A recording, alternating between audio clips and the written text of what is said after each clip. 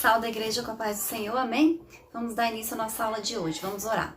Senhor, meu Deus, meu Pai, nós te agradecemos, Senhor, por estarmos mais uma vez reunidos na Tua presença, para louvar, glorificar e engrandecer o Teu santo nome, Senhor.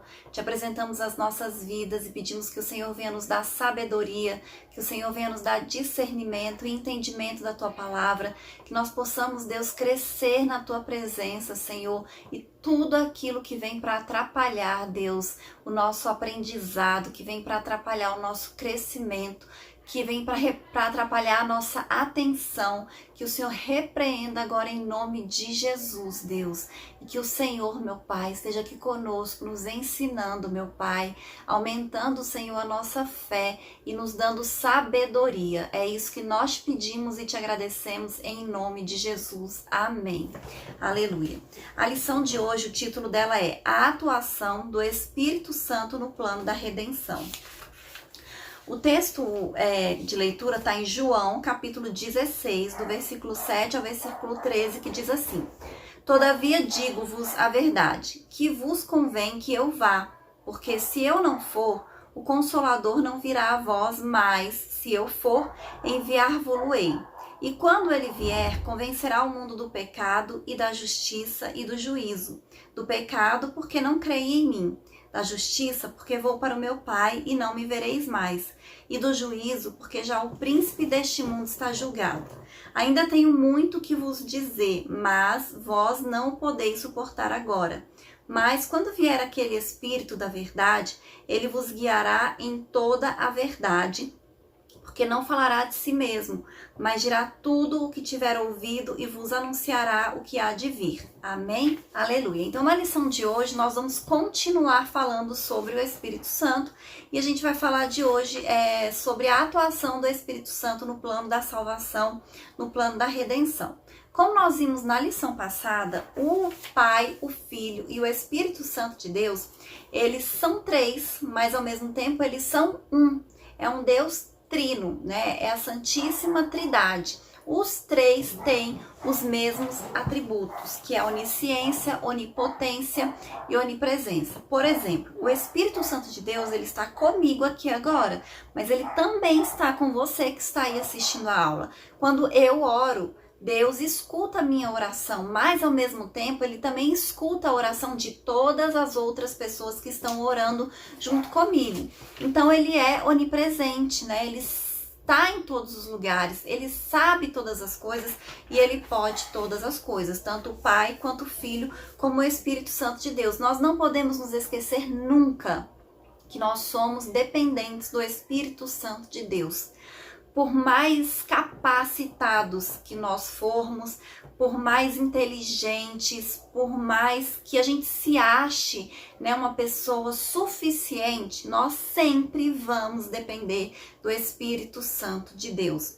E cada época da história, a igreja, ela é tentada a deixar a dependência do Espírito Santo de Deus para experimentar métodos do mundo, de coisas que estão funcionando no mundo, mas que não glorificam a Deus. Então nós temos que ficar muito atentos a isso, né? Nós precisamos do Espírito Santo de Deus, nós dependemos do Espírito Santo de Deus, e a aula da escola bíblica dominical é muito importante para isso, né?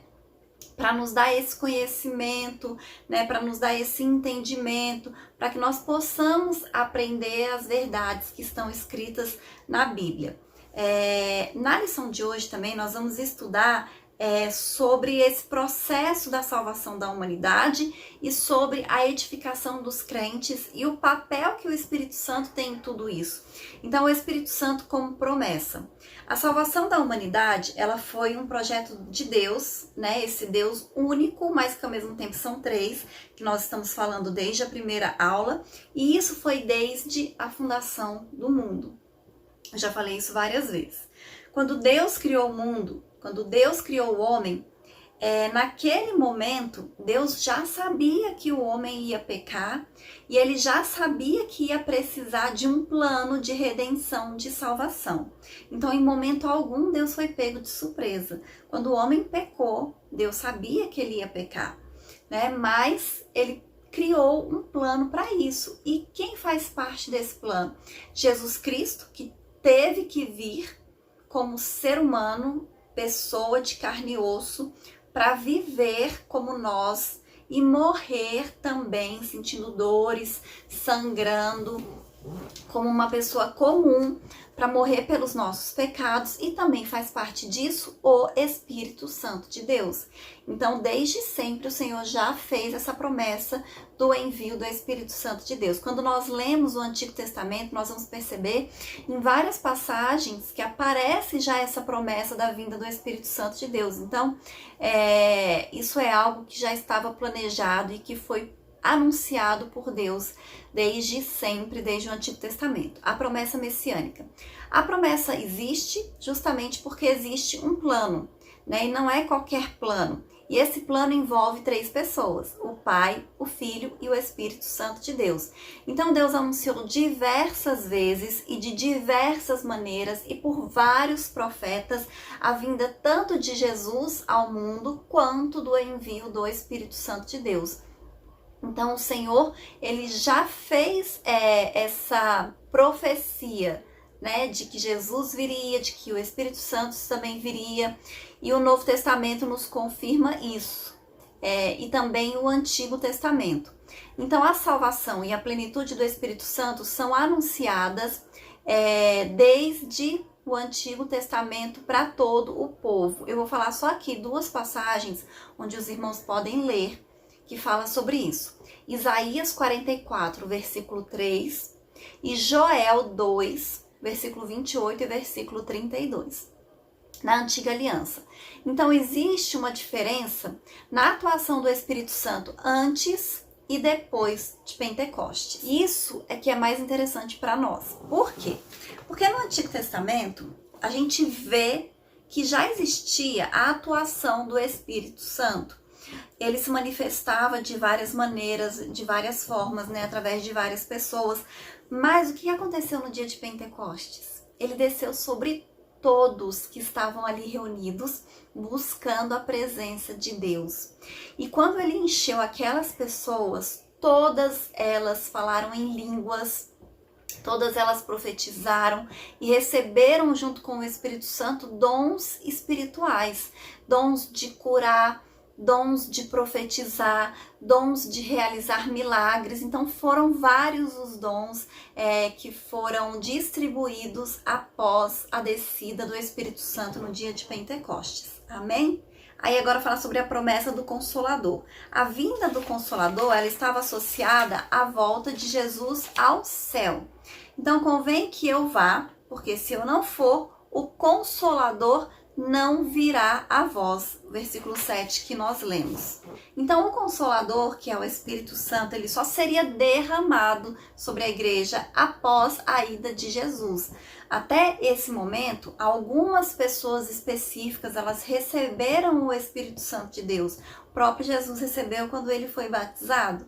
Ele desceu sobre ele, né? O Espírito Santo desceu sobre Jesus sob forma de uma pomba, no dia do batismo dele nas águas. Amém?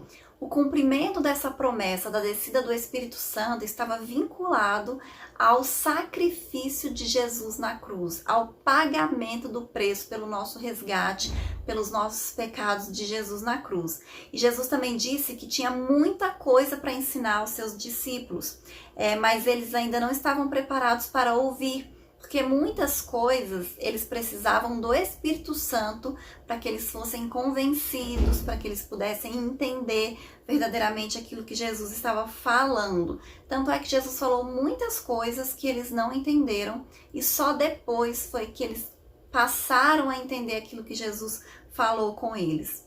O Espírito Santo consola e ensina, é isso que a palavra de Deus também diz sobre o Espírito Santo. Então, o Consolador é enviado pelo Pai em nome de Jesus para ensinar os discípulos e fazê-los lembrar de tudo que o Filho ensinou para testificar dele. Amém? Então, o Consolador, a palavra utilizada é o termo grego parakletos. Qual é o significado? Ele vem da preposição para, que significa ao lado de, próximo, e do verbo kaleo, que é chamar, convocar, de modo que essa palavra significa defensor, advogado, intercessor, auxiliador, ajudador, paracleto. Então, esse é o significado de consolador e é a função do Espírito Santo também. E esse vocábulo, né, essa palavra paracletos, ela aparece 5 vezes no Novo Testamento apenas. 4 vezes ela se refere ao Espírito Santo de Deus e uma única vez ela se refere ao Senhor Jesus, quando ele é traduzido por advogado, lá em 1 João capítulo 2, versículo 1. Então a ideia de paracletos é de alguém chamado para estar ao lado para ajudar. A tradução consolador é mais apropriada no contexto da promessa anunciada por Jesus no Evangelho de João. E eu gosto muito disso. Por quê? O Espírito Santo, ele é o nosso ajudador. É alguém que está ao nosso lado. É alguém que está junto conosco o tempo inteiro, 24 horas do nosso dia. Então, nós nunca estamos só. Nos momentos de dificuldade, nos momentos de aflição, nos momentos de tribulação e até mesmo nos momentos bons também, mas que você precisa de ajuda, você sempre tem o Espírito Santo de Deus disponível para te ajudar, disponível para te abençoar, porque ele está sempre com você. Amém? E outra coisa, ele também é o ensinador. O Espírito Santo é alguém como Jesus. Quando Jesus estava aqui, o que ele fazia? Ele ensinava. E eles são feitos da mesma substância. Lembra que nós estudamos na aula passada que Jesus falou assim: eu enviarei outro consolador, ou seja, outro igual a mim, outro da minha mesma substância, outro feito igual a mim. Então ele enviaria outro que seria semelhante a ele e que estaria conosco sempre. E aí ele está se referindo ao Espírito Santo, né? Alguém com as mesmas prerrogativas, com os mesmos atributos que Jesus e que vinha para nos ensinar. E parte do ministério de Jesus foi ensinando. Quando a gente lê os evangelhos, onde fala sobre Jesus, a gente percebe que ele sempre estava nas sinagogas ensinando. Quando ele não estava nas sinagogas, ele estava com multidões em lugares abertos, também ensinando para aquelas multidões. E quando ele não estava com as multidões, ele estava com os seus discípulos também ensinando. Então, assim, durante o ministério de Jesus, grande parte desse ministério foi ensinando. Acredito eu que até a maior parte do ministério de Jesus foi ensinando, né? Ensinando. E o Espírito Santo de Deus também, ele nos ensinará todas as coisas e vos fará lembrar de tudo quanto vos tenho dito. Olha que coisa boa. Porque às vezes a gente estuda algumas coisas e depois a gente não consegue lembrar. Às vezes a gente lê a Bíblia e às vezes depois a gente não consegue lembrar. Mas o Espírito Santo de Deus, ele vai nos lembrar, né? Então, além dele nos ensinar, ele vai nos lembrar também. Então, entra a função dele também de o ajudador. A versão revisada da Almeida traduz paracletos por também ajudador. Então, o Espírito Santo, ele nos ajuda na nossa vida diária, no nosso dia a dia, como eu disse, 24 horas ele está conosco, nos ajuda. Ele também imprime em nós o caráter de Cristo e nos conduz até o final da nossa jornada. Então, ele nos ajuda sempre. Ajuda nas nossas fraquezas. E Jesus, ele disse que o ajudador, ele nos ajudaria também, nos faria lembrar de tudo quanto vos tenho dito. Mas a gente não consegue lembrar de uma coisa que a gente nunca ouviu, que a gente nunca viu, que a gente nunca viveu. Para a gente lembrar de alguma coisa, primeiro aquilo tem que ter entrado na nossa memória de alguma maneira. Então, por isso que é importante nós lermos, sim, e estudarmos a Bíblia. Muitas pessoas acham que elas não precisam porque o Espírito Santo vai ensinar a elas todas as coisas. Mas nós precisamos estudar, nós precisamos ler. O Espírito Santo, ele não vai ler a Bíblia pra gente, não. Quem tem que ler somos nós mesmos. Mas quando nós estivermos lendo a Bíblia, o Espírito Santo de Deus, ele vai nos ensinar, ele vai nos ajudar a entender e vai também nos ajudar a memorizar. Esse é o papel do Espírito Santo. Mas o nosso papel, a nossa parte, que é pegar a Bíblia, ler e estudar, nós temos que fazer. O nosso papel, a nossa parte, que é de orar, nós temos que fazer. A nossa parte de jejuar, de ir à igreja, de falar de Jesus para as pessoas, essa parte nós temos que fazer. E aí vai entrar uma outra coisa que nós vamos falar agora. O Espírito Santo reprova e convence o mundo. Então, assim, nós, como cristãos, nós temos o dever e a missão de anunciar o evangelho para toda criatura. Nós temos que falar. Então, nós temos que pregar, nós temos que falar. Mas quem é que vai convencer? Somos nós? Não. Na hora de convencer, entra o Espírito Santo de Deus. Então, a boca que fala é a nossa, mas quem convence é o Espírito Santo. Então, ele convence o quê? O mundo do pecado. A ideia do verbo convencer é persuadir. Então, é o Espírito Santo de Deus que convence o mundo ou persuade o mundo do pecado. E Jesus disse do pecado e não dos pecados. Por quê? Porque ele não está falando de alguns pecados ou de transgressões específicas, pecados específicos. Nesse caso, ele está falando da incredulidade, o pecado da incredulidade. Ele até fala, né, do pecado porque não creem em mim. Então, a Bíblia também fala, lá em João 3,18, que quem não crê em Jesus já está condenado. Ou seja, se você não crê em Jesus, não importa o que você faça. Você pode doar todos os seus bens. Você pode ser a pessoa mais maravilhosa desse mundo. Se você não crê em Jesus, você já está condenado. Então, para salvação, não serve, entendeu? Você precisa acreditar em Jesus Cristo para você ser salvo. Então, é o Espírito Santo de Deus que vai nos tornar conscientes do estado espiritual que nós estamos, né? Para que nós possamos reconhecer que Jesus Cristo é o Salvador, que Jesus Cristo é o Senhor, que nós precisamos de Jesus Cristo, que nós dependemos do Espírito Santo de Deus. Amém? E muitas vezes a gente percebe que algumas pessoas são bem resistentes, né? Por mais que elas tenham muitas oportunidades, por mais que elas escutem muitas vezes, elas são resistentes. Por quê? Porque elas não abrem o coração. E aí o Senhor também, ele não invade, né? O Espírito Santo, ele convence, mas ele convence aquelas pessoas que estão abertas, né? Que estão com o coração abertos para isso. Amém? O Espírito Santo convence o mundo também da justiça.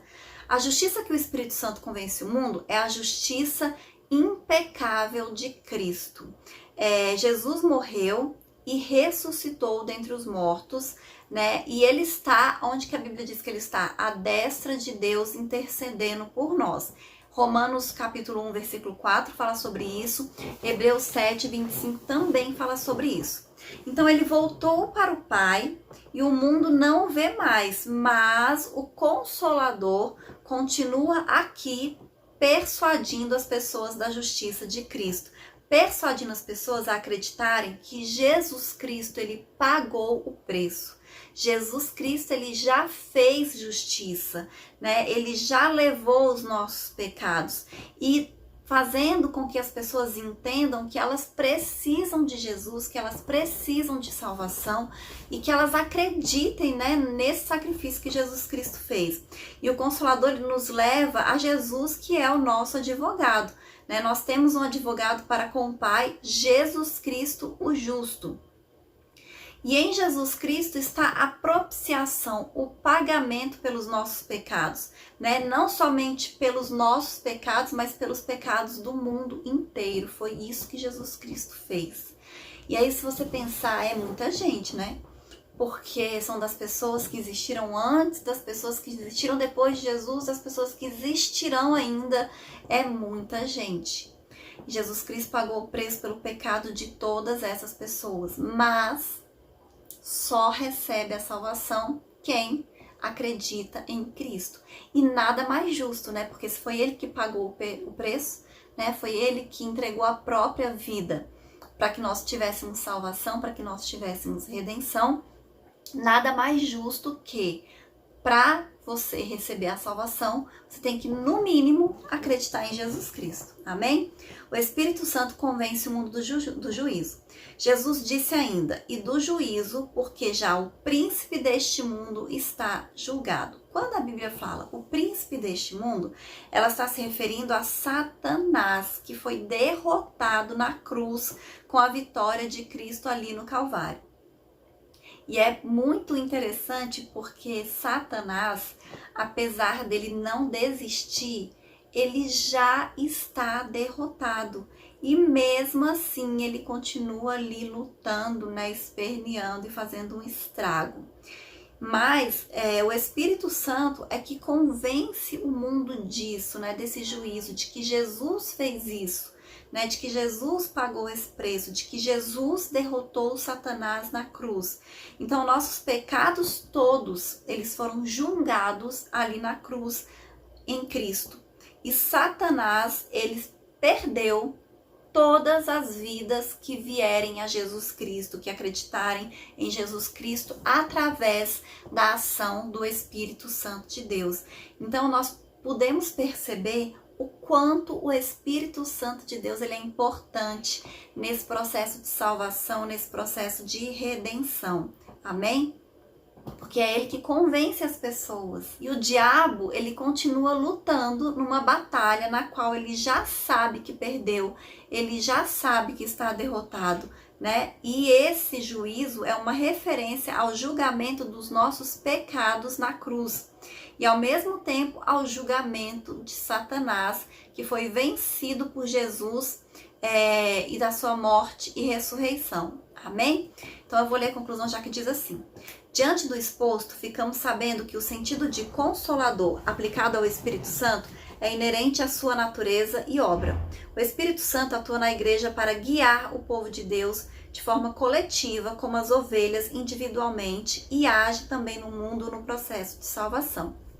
Então, essas lições, né, que nós estamos tendo esse trimestre, elas são importantes porque elas ampliam o nosso conhecimento, o nosso entendimento a respeito do Espírito Santo de Deus. Eu acredito que a maioria das pessoas, né, que frequentam uma igreja, que são cristãos, eles já sabem disso, né, que quem convence é o Espírito Santo de Deus. E aí a gente percebe a importância do Espírito Santo no processo de salvação, no processo de redenção. Foi Jesus que entregou a vida para que nós tivéssemos o nosso pecado perdoado, a nossa dívida paga, foi Jesus. Mas, para que outras pessoas possam receber essa salvação, elas precisam acreditar nisso. E quem é que vai convencer as pessoas para que elas acreditem? O Espírito Santo de Deus. Então, o Espírito Santo de Deus, ele tem um papel muito importante, um papel fundamental. E como eu disse, esse trimestre, no final de todas as aulas, nós vamos orar, pedindo que Deus venha nos renovar, que Deus venha nos encher com o Espírito Santo dele, que Deus venha nos dar dons espirituais. Amém? Então vamos orar agora. Senhor, meu Deus, meu Pai, nós te apresentamos agora, nesse momento, Deus, as nossas vidas, meu Pai, a vida de cada pessoa que está assistindo essa aula, e pedimos, Deus, que o Senhor venha renovar, meu Pai, que o Senhor venha nos encher com teu Espírito Santo, meu Deus, que o Senhor venha nos batizar, meu Pai, que nós possamos falar em novas línguas, meu Deus, que nós possamos receber os dons ministeriais do Espírito Santo, meu Deus, que nós possamos, Senhor, ser cheios, ser usados e abençoar a vida das pessoas, Deus, que passarem pelas nossas vidas, pelo nosso caminho, Deus. Assim, Pai, como foi com seus discípulos, Deus, no início da igreja, que o Senhor venha nos usar, meu Pai, que o Senhor nos dê ousadia, que o Senhor nos dê intrepidez, Senhor. É isso que nós pedimos, meu Pai, em nome de Jesus. Amém? Essa é a lição de hoje e até a próxima aula, se Deus quiser, em nome de Jesus.